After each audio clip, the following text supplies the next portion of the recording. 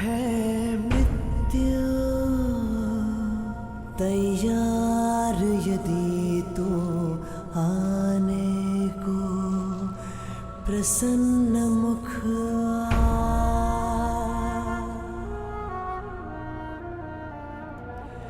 द्वार खुला है तेरा स्वागत वीर खड़ा द्वारे अभयागत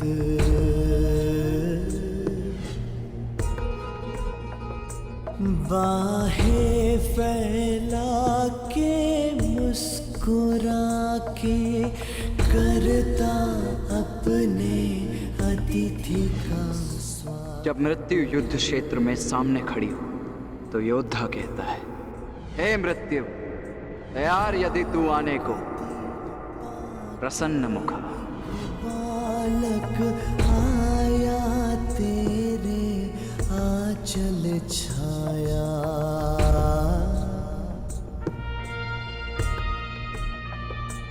पिता की गोद में खेल सकाना तेरी गोद में सोने आया।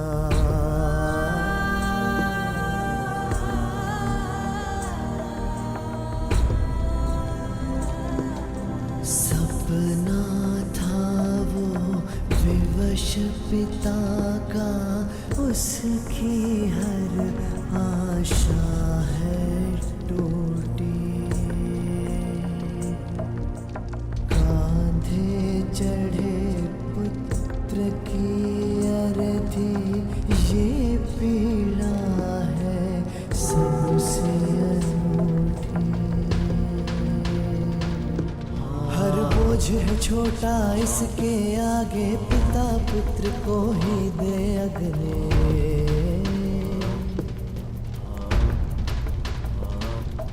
अश्रु है बहे आज अंगारे आग नहीं है अब ये बुझने।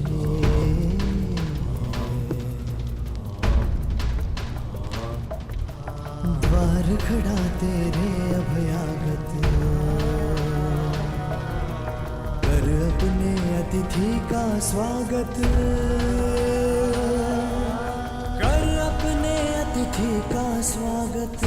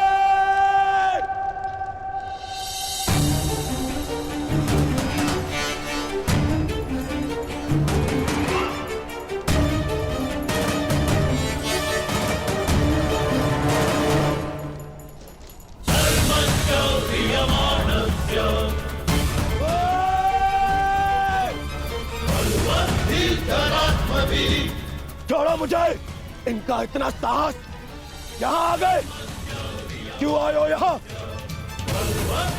आज के युद्ध पर अपनी विजय का उन्माद दिखाने या फिर फिलिस्तीन की मृत्यु पर उपहास उड़ाने?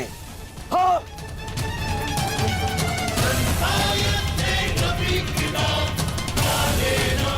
मामा जी इन्हें कहिए यहाँ से चले जाए अन्यथा मैं इनका बंद कर दूंगा। जाओ यहाँ से।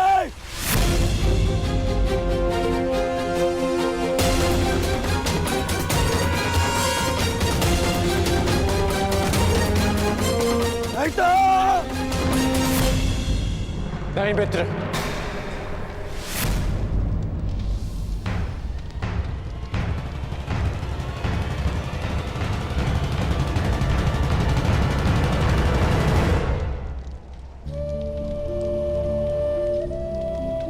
रहने दो इन्हें।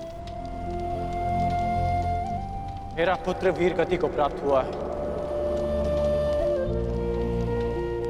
उसे शांति से दूसरे लोग जाने।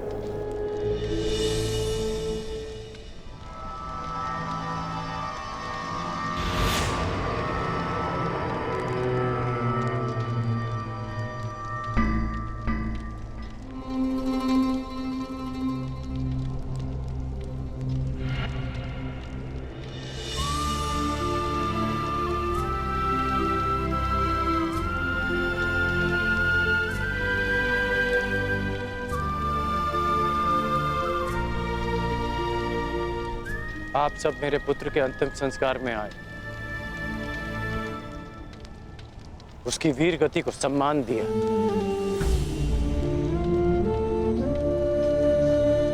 उसके लिए आपका बहुत बहुत धन्यवाद।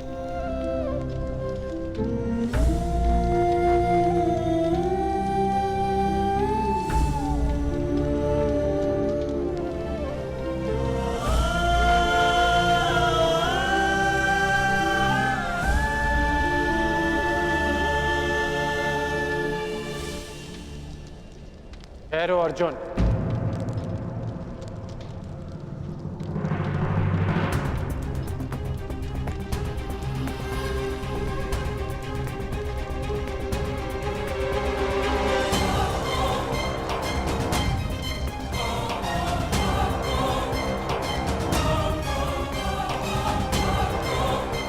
उस दिन की प्रतीक्षा करना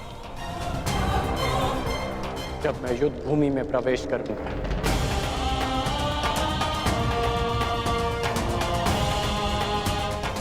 जो भी हुआ मुझे भी उसका खेद है।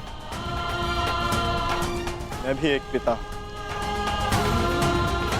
इसलिए तुम्हारी पीड़ा को भली भांति समझ सकता हूं। मैं ये सब प्रतिशोध लेने के लिए नहीं कह रहा हूं, और ना ही मुझे तुमसे कोई स्पष्टीकरण चाहिए, और ना ही तुम्हारी सहानुभूति।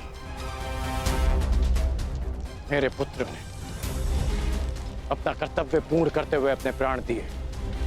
उसे वो सम्मानित अंत मिला जो हर योद्धा का स्वप्न होता है। मैं ये सब इसलिए कह रहा हूं क्योंकि अब उसका अधूरा काम मैं पूर्ण करूंगा। प्रयास करूंगा कि तुम्हें भी सम्मानजनक अंत मिले।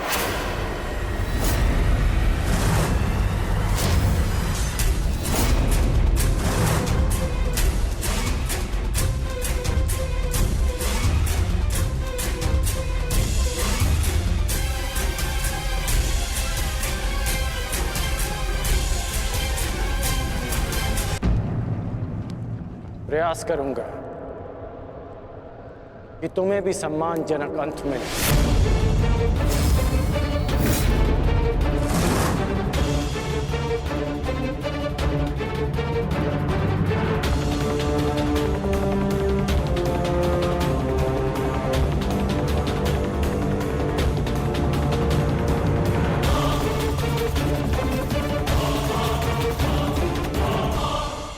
मित्र,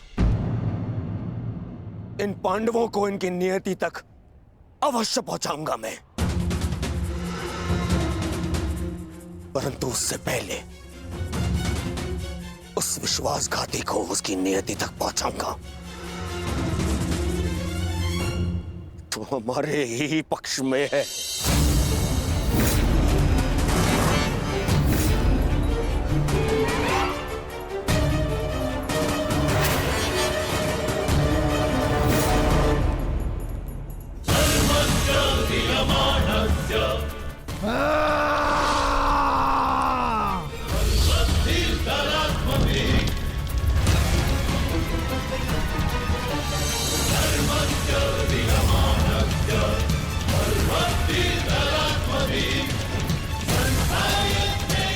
महामहिम,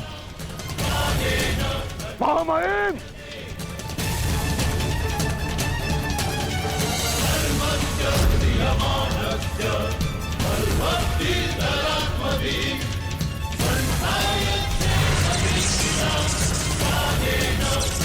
Did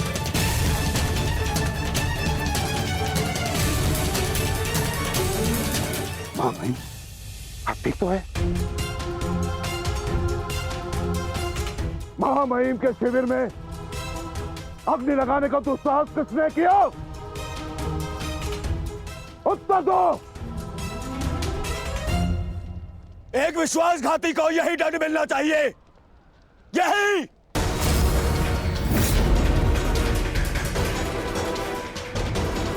सावधान दुर्योधन, आज की हार के कारण शब्दों का चयन करना भी भूल गए हो तुम। लज्जा नहीं आती तुम्हें? नहीं आचार्य, मैंने सर्वथा उचित शब्दों का ही चयन किया है। आज जो कुछ भी हुआ वो इनके कारण हुआ है।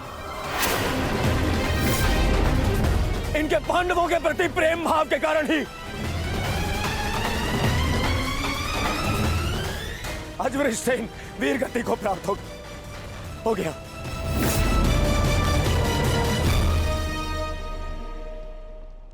इसीलिए मैं हस्तिनापुर का युवराज दुर्योधन आज अभी और इसी क्षण से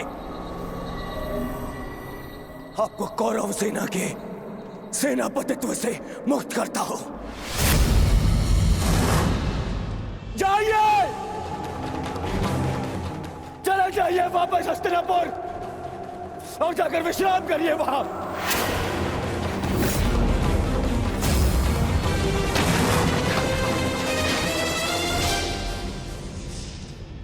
अपने शब्दों पर नियंत्रण रखो दुर्योधन, और अपनी सीमा मत लांघो। सीमा लांघ नहीं रहा हूं, आज तो सीमा बना रहा हूं।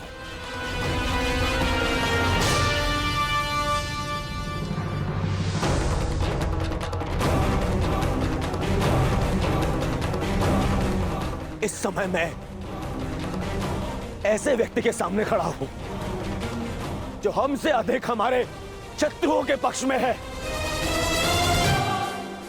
जिनके मौन रहने के कारण ही मेरे मित्र ने अपना पुत्र और मैंने अपना रक्षक खो दिया। हस्तिनापुर के युवराज की सांसें चलती रहे तो उसने अपनी सांसें खो दी। वृषसेन की मृत्यु का दुख जितना तुम्हें है उतना हमें है, हम सबको है। पर इसका अर्थ ये नहीं कि तुम महामहिम के साथ दुर्व्यवहार करो, जो मैं तुम्हें कदापि करने नहीं दूंगा।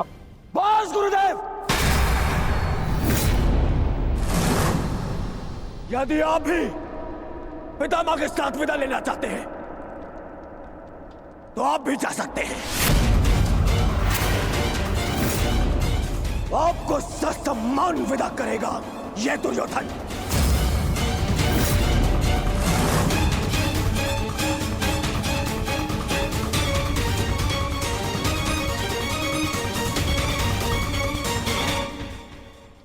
तैयार हो जाओ मित्र, कल से इस युद्ध में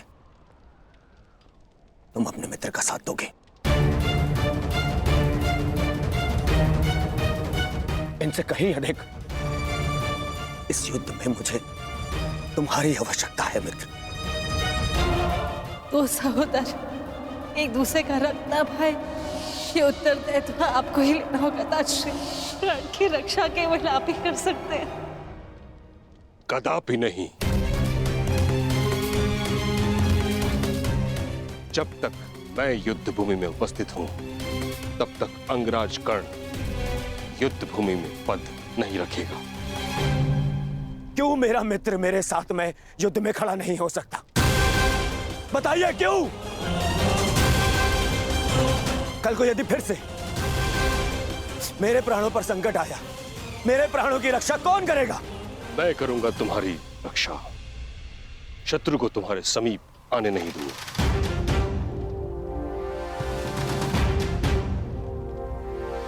कल सूर्य की पहली किरण के साथ तुम ही नहीं अपितु समस्त पांडव भीष्म पितामह का वह रूप देखेंगे जिसकी किसी ने कल्पना भी नहीं की हो।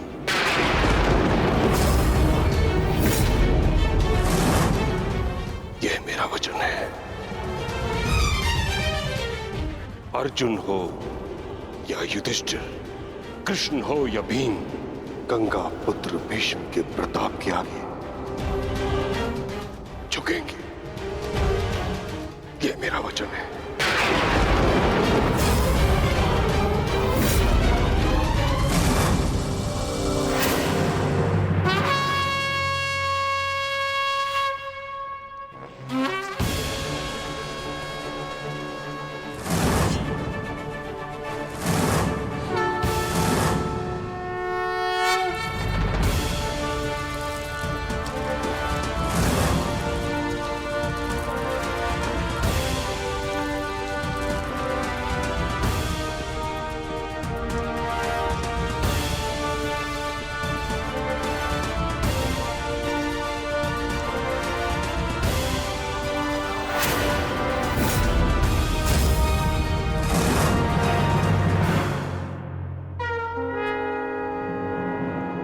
युद्ध का चौथा दिन।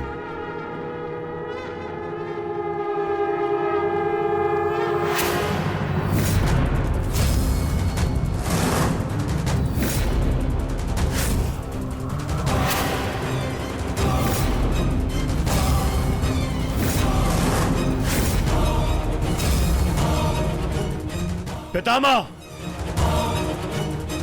देव की रचना कीजिए।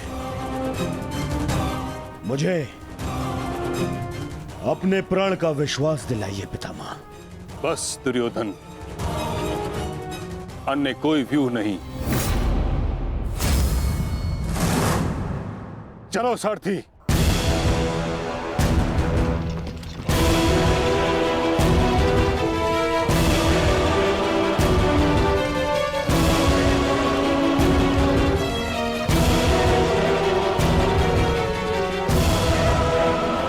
तो अच्छा संकेत है माता। प्रतीत होता है कि पितामह इस नरसंहार को समाप्त करना चाहते हैं, इस युद्ध पर विराम चाहते हैं। गंगा पुत्र इस महायुद्ध पर विराम अवश्य लगाना चाहते हैं, परंतु अपने सभी शत्रुओं का अंत करने के पश्चात।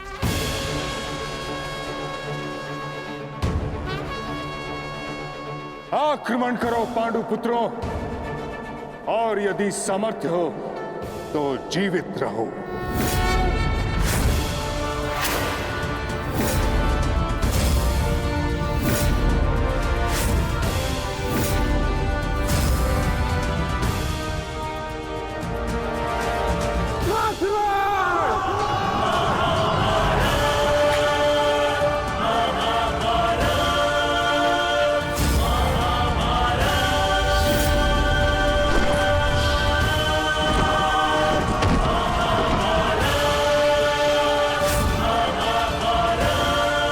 क्या कर रहे पितामह?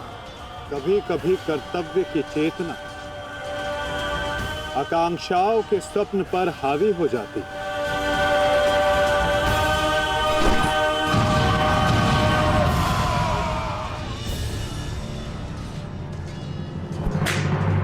यह मेरी अंतिम चेतावनी है पांडुपुत्रों, और तुम्हारे पास ये अंतिम अवसर है। समर्पण करो, अन्यथा परिणाम के लिए प्रस्तुत रहो।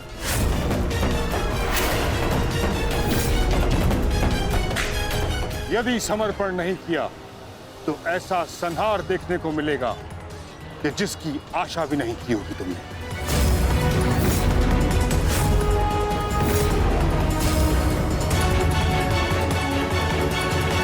किस बात का समर्पण पितामह? किस बात का समर्पण? आप भली भांति जानते हैं कि इस युद्ध के अलावा हमारे पास और कोई विकल्प नहीं, और यही युद्ध हमें हमारा अधिकार और न्याय दिलाएगा। तो ठीक है, अपने इस निर्णय का परिणाम भुगतने के लिए तत्पर हो जाओ।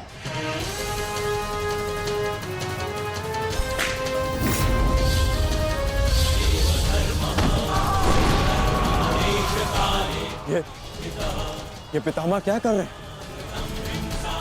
हमारे सैन्य बल का क्रूरता से अंत कर रहे हैं। अर्जुन, तुम्हें पितामह को रोकना होगा, क्योंकि हम सभी में केवल और केवल तुम ही इसमें सक्षम हो।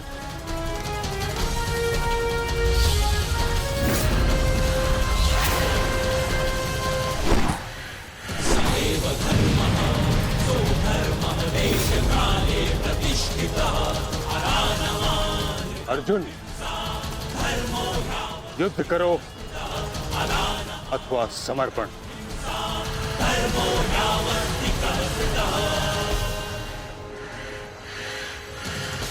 तुम्हारे मौन ने मुझे उत्तर दे दिया।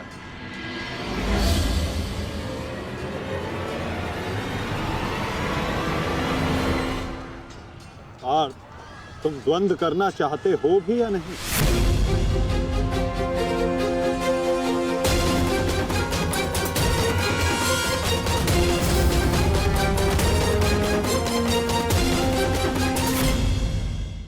उत्तर दे दिया। उचित होगा पितामह कि आप अपनी ओर से कौरवों को भी आक्रमण करने की अनुमति दीजिए, क्योंकि आप तो मेरे साथ द्वंद्व में व्यस्त होने वाले हैं। मेरी ओर से लड़ रहे योद्धाओं का अपमान मत कीजिए पितामह। ठीक है अर्जुन,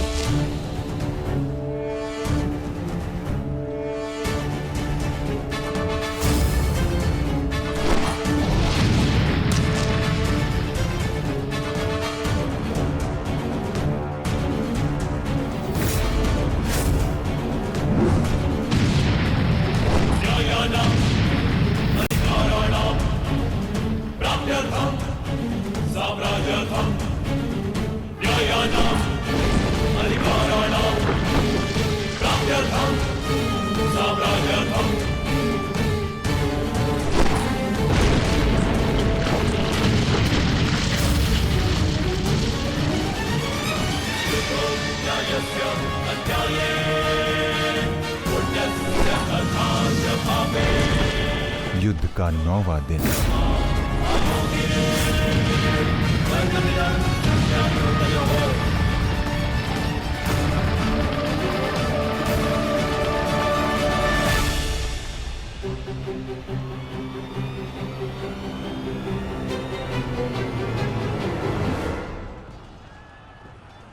माधव, ये पितामह तो भ्राता युधिष्ठिर की ओर अपना रथ लेकर जा रहे हैं। भ्राता युधिष्ठिर संकट में है माधव, हमें शीघ्र कुछ करना होगा।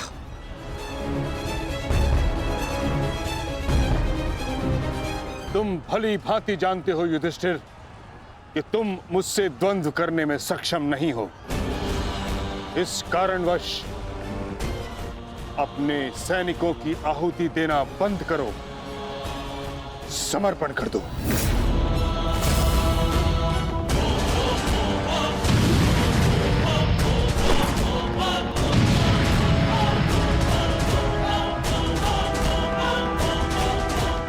अद्भुत पितामह, अद्भुत। गंगा पुत्र अच्छा है, अच्छा है।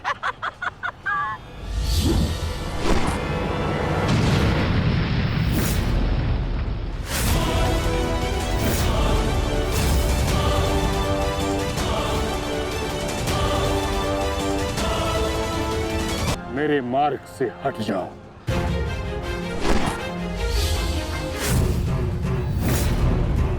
यह मेरी अंतिम चेतावनी है पुत्र, मेरे मार्ग से हट जाओ।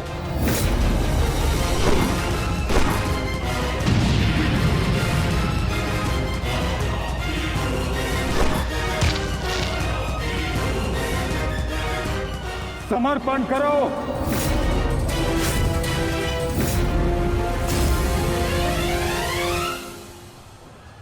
हम कौरवों के समक्ष समर्पण नहीं करेंगे पितामह, चाहे इसके लिए हम सबको अपने प्राण क्यों ना खोने पड़े। जब तक शरीर में अंतिम श्वास है, जब तक शरीर में रक्त की अंतिम बूंद है, हम समर्पण नहीं करेंगे पितामह। और ना ही हम रुकेंगे।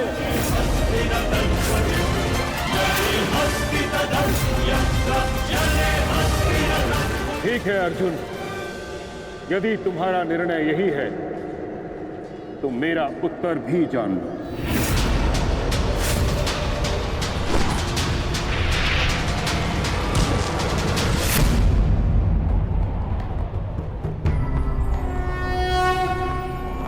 यदा यदा हि धर्मस्य गंगापुत्र, गंगापुत्र,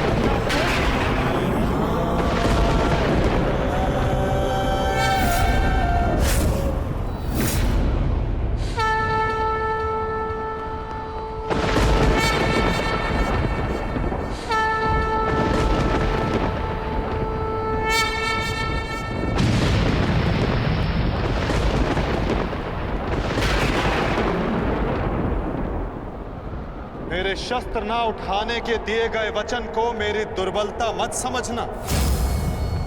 स्मरण रखिए कि समय के साथ वचन के अर्थ का उत्थान ना होना धर्म नहीं, अधर्म होता है।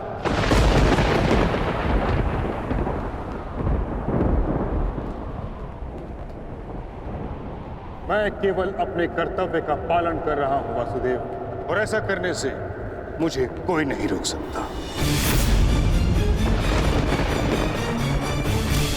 कोई भी नहीं।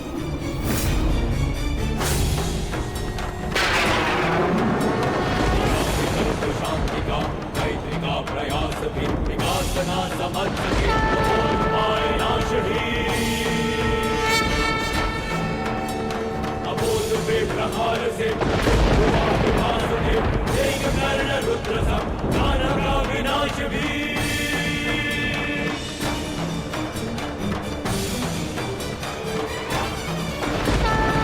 वचन न मानता युद्ध भाषा नाचता, उसे मिलेगा युद्ध भी दंड भी प्रहार भी। दम कटेगा पाप का, नाश होगा नीच का, दमन करेंगे वासुदेव उसका अहंकार भी। चक्र के प्रहार से विनाश से अग्नि कृष्ण की करेगी पाप का जलन। पाप से गति धरा राही मां पुकारती, ईश द्वार का अपना प्राण मांगती। सुंदरा को देंगे त्राण, रच के एक नौ विधान, भूमिशाही करके पाप को करेगी आरती।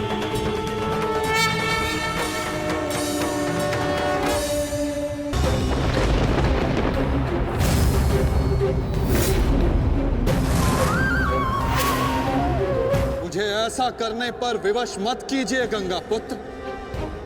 मैं आपका वध कर सकता हूं, और ऐसा करने के लिए मुझे शस्त्र उठाने की आवश्यकता नहीं, केवल ये चक्र ही पर्याप्त है।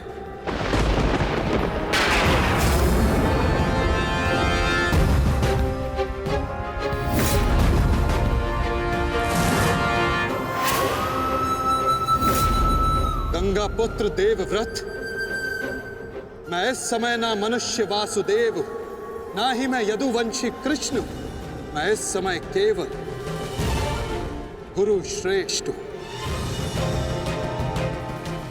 मैं ही सत्य हूं, मैं ही ज्ञान और मैं ही न्याय हूं गंगा पुत्र। इस महायुद्ध का आवाहन और इस युद्ध में आपकी उपस्थिति मेरे निर्णय से है गंगा पुत्र। आपका जीवन मेरे निर्णय, मेरी इच्छा से था, और अब आपकी मृत्यु मेरे अधीन है।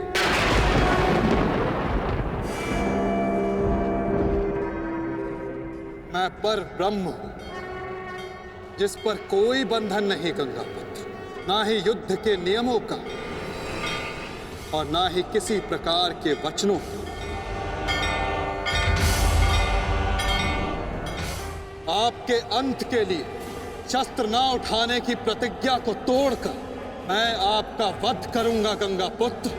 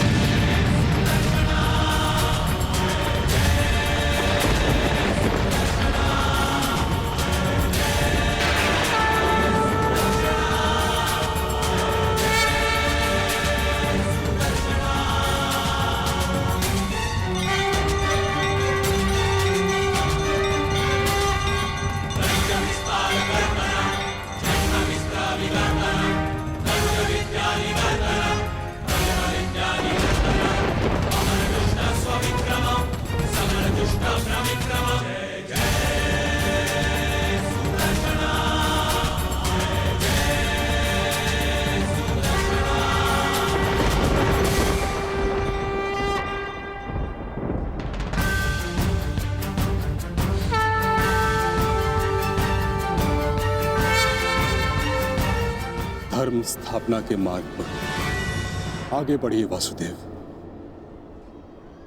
अंत कर दीजिए मेरे इस जीवन का।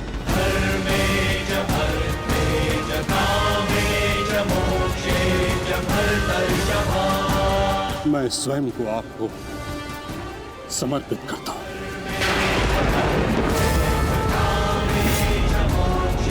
क्योंकि ना तो पांडव मेरे प्राण लेने में सक्षम है और ना ही मैं उन्हें मार पाऊंगा। मैंने सदैव धर्म का पालन किया, कभी अधर्म नहीं किया। यदि कोई अधर्म हुआ तो केवल ये कि मैंने आपको प्रतिज्ञा तोड़ने पर विवश किया। यदि आपको ऐसा लगता है कि आपने कोई अधर्म नहीं किया तो यह आपकी सबसे बड़ी भूल है गंगा पुत्र। अवश्य आपने सदैव धर्म का पालन किया गंगा पुत्र, किंतु केवल अपने लिए, अपने वचनों के लिए। और यही आपका सबसे बड़ा अधर्म है। क्योंकि जिसके पास शक्ति हो उसे स्वयं के लिए नहीं, संसार के लिए उत्तरदायी होना चाहिए। और जो आप नहीं हो पाए गंगा पुत्र।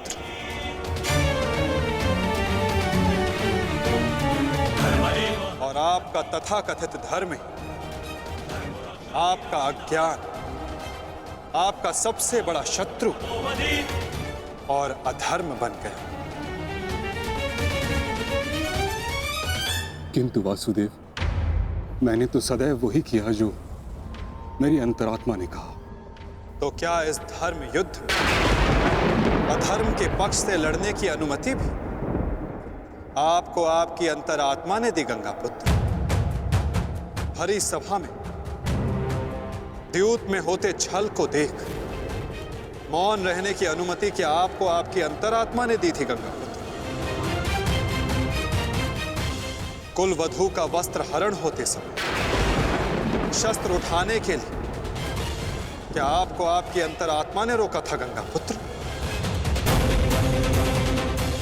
हस्तिनापुर की सुरक्षा के लिए आपने इतिहास की सबसे भीषण प्रतिज्ञा ली गंगा पुत्र, परंतु आप हस्तिनापुर का अर्थ ही अनुचित समझ बैठे। आपने सिंहासन को हस्तिनापुर समझ लिया।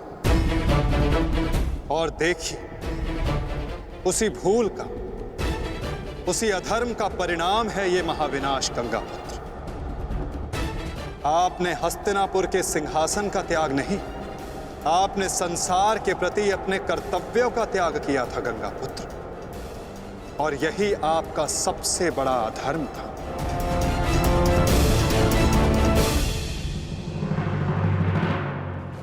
परिवर्तन ही संसार का नियम है गंगा पुत्र। और संसार के कल्याण और उत्थान के लिए ऋतुएं भी स्वयं को परिवर्तित करती हैं। परंतु आपने परिवर्तन को नहीं स्वीकारा। जो स्थिर हो जाए वो मनुष्य नहीं, पाषाण है। और जो अपने विचार को कभी बदले नहीं, वो मानवता का शमशान है गंगा पुत्र।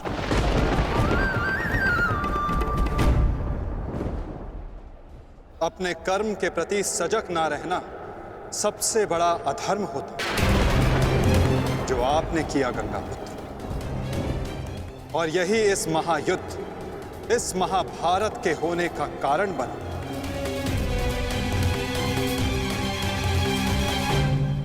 प्रभु, मेरा मार्ग दर्शन कीजिए। आपका कर्तव्य यह है गंगा पुत्र कि आप अपने शस्त्र को त्याग कर अपने जीवन का बलिदान देकर इस अधर्म को रोकें।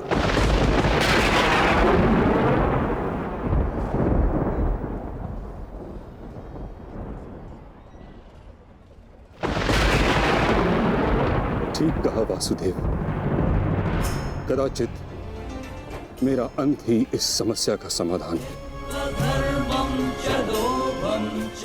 आज जबकि मुझे अपनी भूल का भान हो गया है, मैं अपना प्रारब्ध स्वीकार करने के लिए तैयार हूं।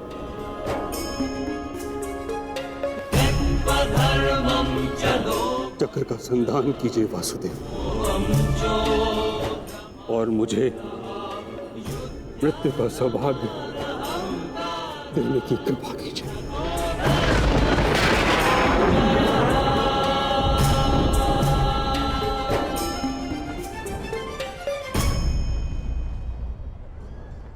ठीक है,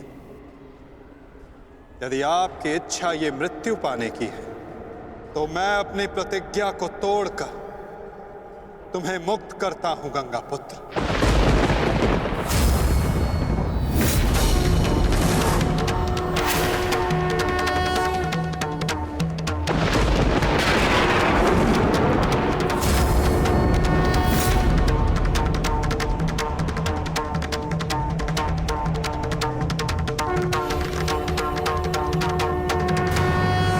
नहीं माधव, आपने इस धर्म युद्ध का बीड़ा उठाया है, वचन तोड़कर उसे कलंकित मत कीजिए। मैं नहीं चाहता कि आप पर कोई उंगली उठे। नहीं पार्थ, मेरी प्रतिज्ञा टूटने की अपेक्षा से अधिक महत्वपूर्ण धर्म की स्थापना है।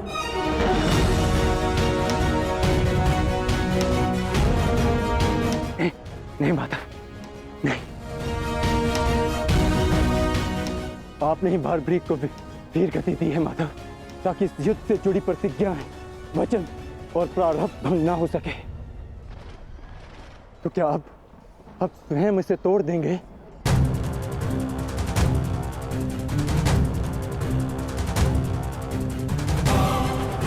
आप मुझे एक अवसर और दीजिए माधव, मैं अपने संपूर्ण मनोबल और कौशल से यह युद्ध करूंगा। जब तक मेरे शरीर में रक्त की एक बूंद भी बहेगी, मैं अपने मन में भावनाओं को नहीं बहने दूंगा माधव।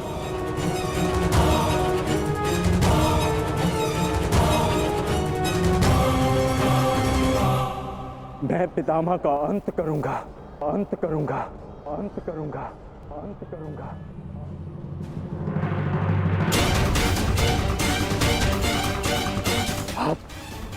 आप ये चक्र छोड़ दीजिए माधव, आप ये चक्र छोड़ दीजिए।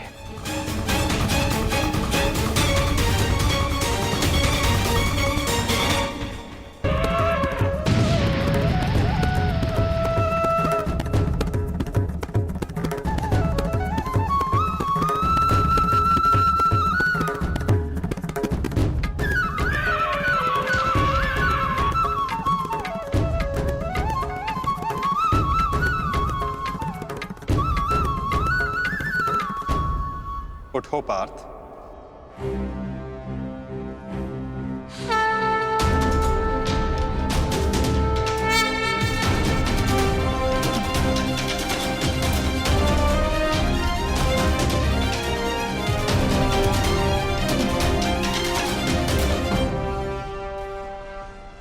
आपके हाथों मोक्ष पाना कदाचित मेरे भाग्य में नहीं वासुदेव।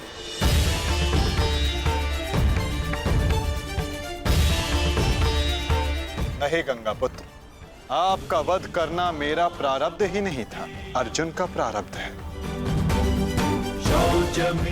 और मैंने ये चक्र संधान केवल इसलिए किया ताकि मैं अर्जुन को दिखा सकूं कि आपका भी वध करना असंभव नहीं।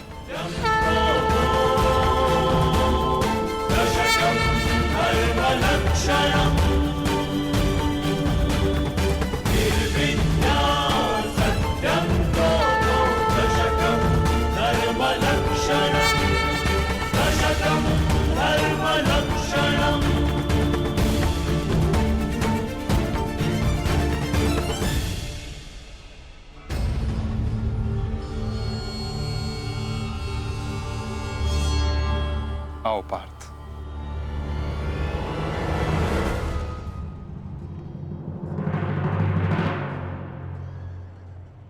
पुत्र अर्जुन, युद्ध आरंभ करें। मैं सज्ज हूं पितामह।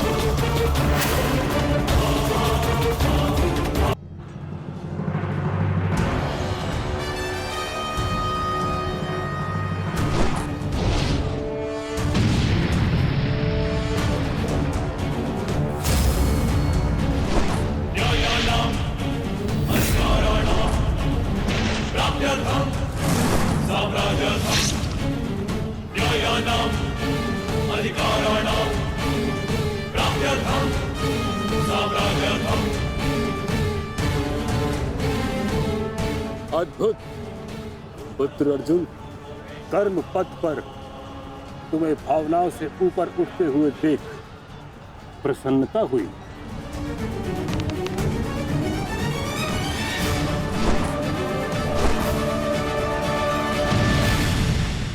जब तक महामहिम के हाथ में शस्त्र हैं, उनके प्रहार की धारा कोई नहीं रोक सकता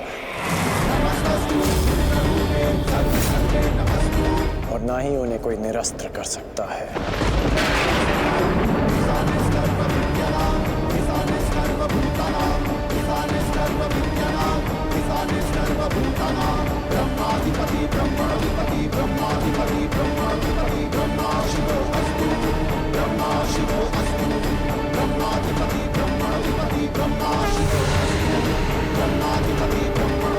तुम्हारी तपस्या सफल हो गई बालिका।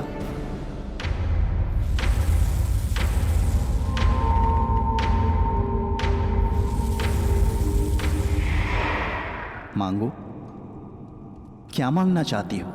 गंगा पुत्र भीष्म का नाश। किंतु गंगा पुत्र का वध मेरे वश में भी नहीं है शिखंडिनी। परंतु अपने जीवन का अंत तो मेरे वश में है ना। 2 बार मैं अपना जीवन त्याग कर चुकी हूं। इस बार भी मैं फिर जन्म लूंगी और अगले जन्म में भीष्म का अंत करने आऊंगी।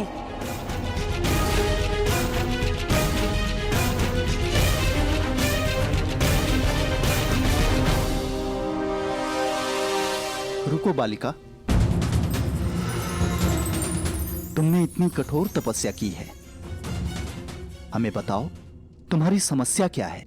समस्या ये है यक्षराज कि मैं भीष्म का वध अपने हाथों से करना चाहती हूँ, किंतु मैं स्त्री हूं, इसलिए उस पाखंडी ने मुझे युद्ध में सम्मिलित होने से रोक दिया। मैं तुम्हें भीष्म की मृत्यु का वरदान तो नहीं दे सकता, किंतु कुछ ऐसा अवश्य कर सकता हूं जिससे तुम अपना लक्ष्य पा सको, किंतु एक बंधन रहेगा। मेरे लिए केवल भीष्म की मृत्यु महत्व रखती है और कुछ नहीं। हाँ कहने से पूर्व मेरी पूरी बात सुनो बालिका, उसके पश्चात निर्णय लेना।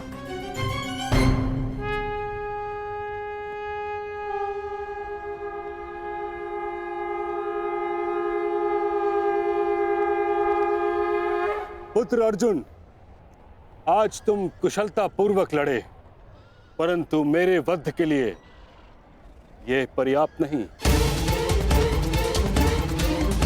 हाँ, क्योंकि महामहिम के पास तुम सबके नाश के लिए पर्याप्त अस्त्र है धनुर्धारी अर्जुन।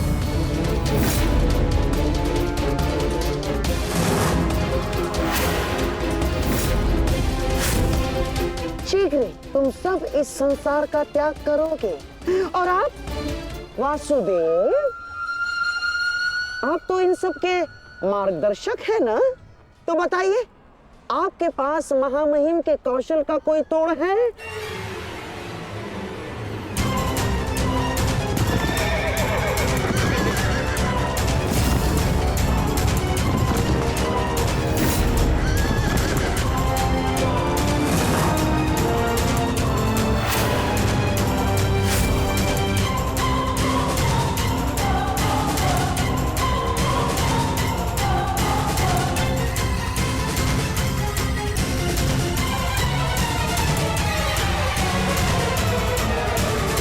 सामर्थ्य से पितामह का सामना किया, परंतु उन्हें परास्त करने में असफल रहा।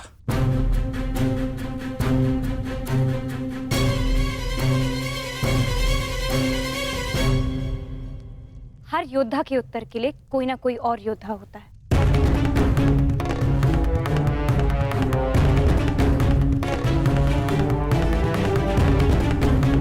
केशव, आप ही तो कहते हैं ना कि कभी कभी भाग्य स्वयं चलकर हमारे पास आता है, किंतु शिखंडिनी अब तक क्यों नहीं आई? उसे इतना समय क्यों लग रहा है केशव?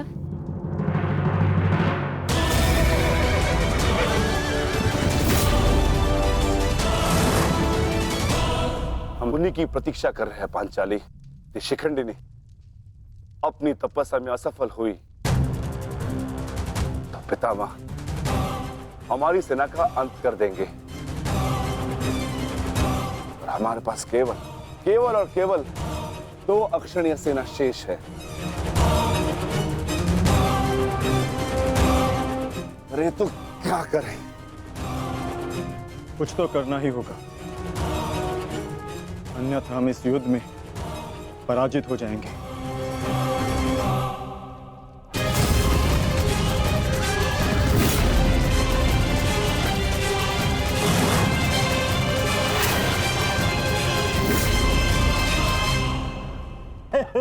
विजय हमारी हुई आज फिर से।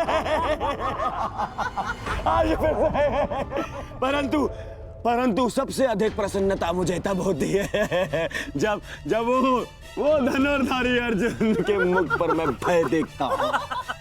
केवल 2 अक्षुणी सेना शेष बची है उन पांडवों के पास, और शीघ्र ही वो 2 अक्षुणी सेना भी समाप्त हो जाएगी। अंत हो जाएगा उनकी सेना का और उन पांडवों का। अवश्य अंत होगा, नाश होगा, क्यों नहीं होगा? परंतु खेद है अंगराज, आप इस युद्ध में लड़ नहीं पाएंगे, क्योंकि महामहिम जिस वेग से पांडवों की सेना को नष्ट कर रहे हैं, उससे तो ऐसा प्रतीत होता है कि ये युद्ध कल ही समाप्त हो जाएगा। गांधार नरेश, युद्ध अभी तक समाप्त नहीं हुआ है। मैंने आप सबसे पहले भी कहा था कि विजय से पूर्व उत्सव मनाना उचित नहीं है।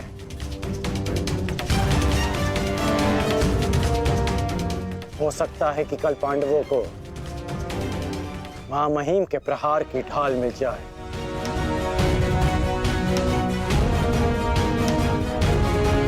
इस युद्ध में कुछ भी संभव है।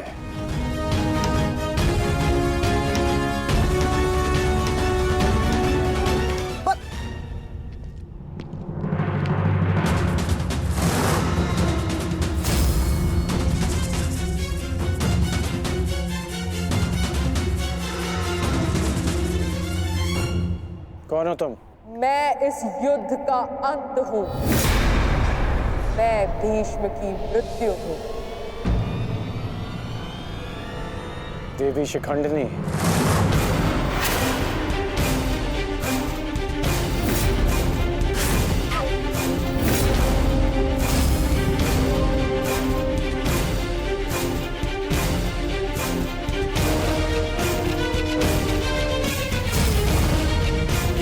देवी नहीं देव, स्त्री नहीं पुरुष, शिखंडिनी नहीं।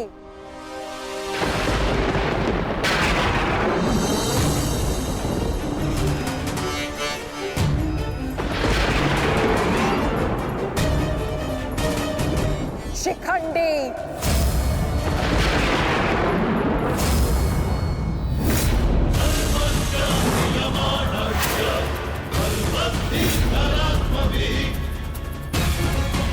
ये मैं हूं, और कल मेरे उस वचन की पूर्ति होगी जो मैंने पांचाल युद्ध में तुम्हें दिया था अंगराज।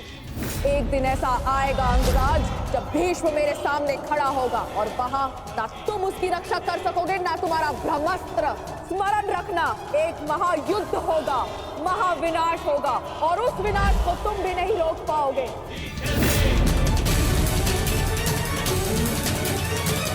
बधाई हो, कल से तुम इस युद्ध में प्रवेश करोगे।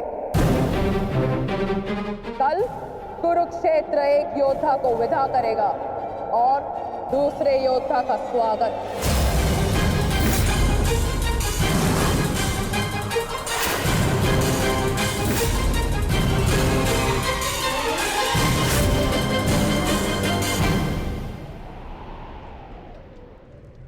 जो भी होता है केवल समय के अनुसार होता है और उचित समय आने को है। हमें केवल धैर्य रखना है जब तक उचित समय नहीं आ जाता। शिखंडिनी कुरुक्षेत्र पहुंच चुकी है।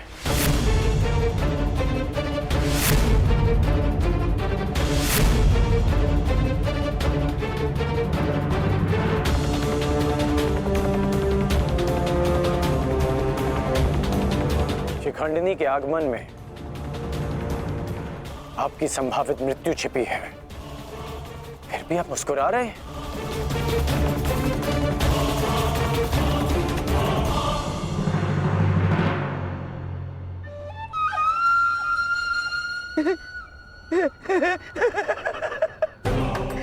अब समझ आया महामहिम कि आप मुस्कुरा क्यों रहे हैं। युद्ध के नियमानुसार शिखंडिनी युद्ध में भाग ले ही नहीं सकती, क्योंकि वो एक स्त्री है। नहीं, वो स्त्री नहीं पुरुष है। शिखंडिनी नहीं शिखंडी है। वो स्त्री से पुरुष में परिवर्तित हो चुकी है और कल वो युद्ध में प्रस्तुत होगा और उसका एक ही उद्देश्य है, मां महिम का वध।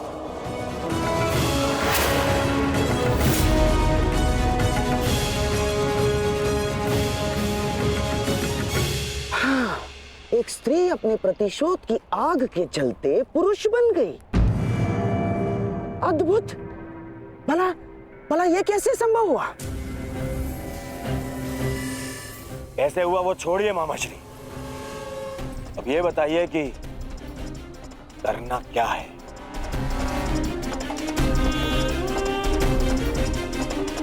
चिंता ना करो मेरे होने वाले सम्राट। तुम्हारा ये मामा इसका भी कोई ना कोई उपाय अवश्य ढूंढ लेगा।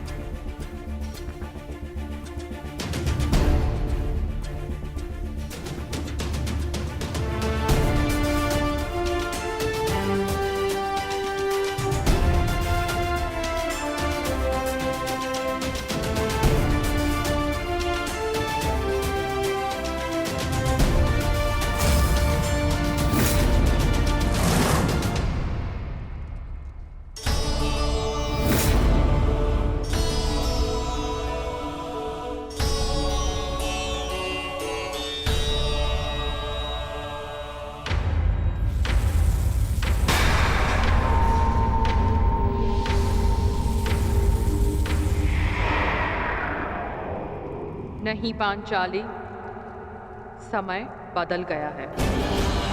तुम्हारे समक्ष शिखंडिनी नहीं शिखंडी है। एक पुरुष, एक पुरुष, एक पुरुष।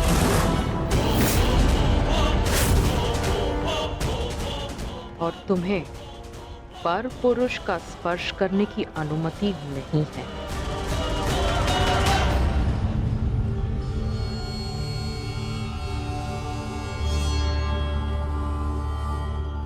जब हमें सबसे अधिक आपकी आवश्यकता है, आप हमारे समक्ष प्रस्तुत हैं।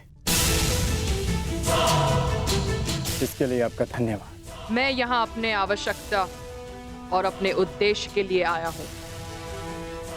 आवश्यकता मुझे आप सबकी पड़ेगी, क्योंकि भीष्म का अंत निश्चित है।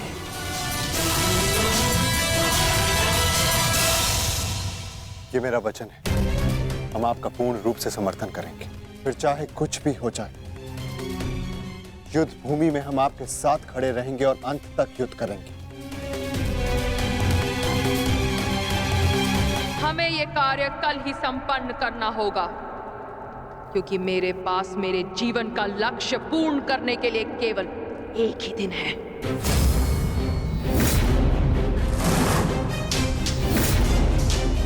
केवल एक दिन? परंतु क्यों? तुम्हारी समस्या ये है कि तुम एक स्त्री हो, जिस कारण तुम भीष्म से द्वंद्व नहीं कर सकती। मैं तुम्हें पुरुष बनने का वरदान देता हूं, ताकि तुम भीष्म को परास्त कर सको। किंतु स्मरण रहे कि ये वरदान केवल 8 प्रहर अर्थात एक दिन के लिए रहेगा। हमारे शत्रुओं को इसका भान नहीं होना चाहिए कि शिखंडिनी केवल एक दिन के लिए पुरुष है।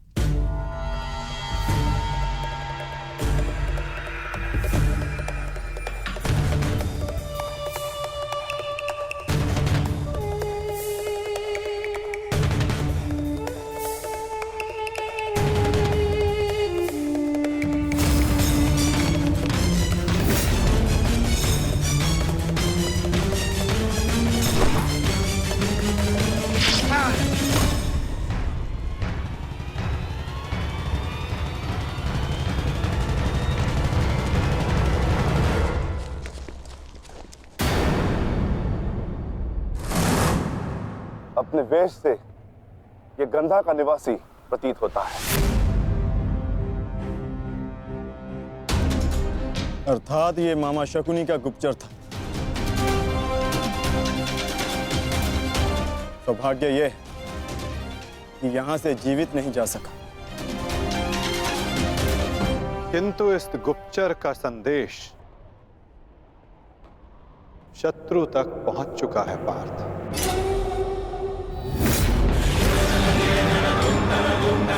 केवल 8 प्रहर, केवल 8। उसके पश्चात ना उस शिखंडी का कोई अस्तित्व रहेगा और ना ही भीष्म पितामह कोई संकट होगा।